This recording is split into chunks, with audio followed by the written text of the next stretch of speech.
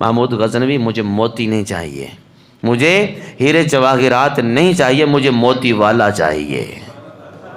ایک مرتبہ محمود غزنوی رحمت اللہ کے تعالی علیہ اپنے افسروں کے سامنے ہیرے جواہرات اور قیمتی موتی بکھیرتے ہوئے چلے گئے اور کہہ کے چلے گئے کہ ان موتیوں کو اٹھا لو، ان موتیوں کو اٹھا لو۔ محمود غزنوی کا ایک وزیر تھا جس کا نام تھا ایاز۔ اب سارے جتنے بھی افسر تھے نا بڑے بڑے، وہ سارے موتی اٹھانے میں مشغول ہو گئے، ہر بندہ اپنا اپنا حصہ اٹھا رکھا گئے۔ کیوں؟ بادشاہ سلامت پھینک کے گیا تھا اور خود ہی کی کہہ کے گیا تھا اٹھا لو اپنے اپنے حصے کے۔ ایاز بڑا سمجھدار تھا، اس نے وہ موتی نہ اٹھائے۔ اب محمود غزنوی تو پھینک کے چلا گیا، گھوڑے پہ تھا، جا رکھا گئے۔ اب ایاز نے وہ موتی نہیں اٹھائے، اپنے گھوڑے پہ سوار ہوا، محمود غزنوی کے پیچھے پیچھے جا رکھا گئے۔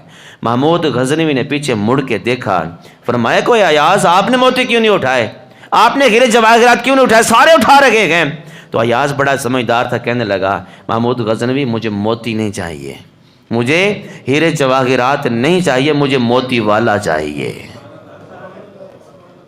مجھے موتی والا چاہیے۔ جب بھی آپ عبادت کریں تو یہ نیت مت رکھیں مجھے جنت چاہیے، اس غرض سے مت کیجئے کہ میری پریشانیاں دور ہو جائیں، اس غرض سے مت کیجئے کہ مجھے فلاں فلاں چیز مل جائے۔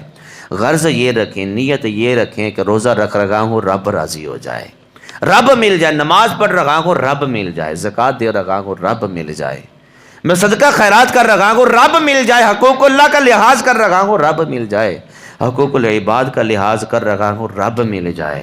جب رب مل گیا نا، جنت بھی مل جائے گی، دوزخ تو اپنا پناہ بھی مل جائے گی، پریشانیاں بھی دور ہو جان گیاں، دنیا کائنات کی ہر نعمت مل جائے گی جب رب مل گیا۔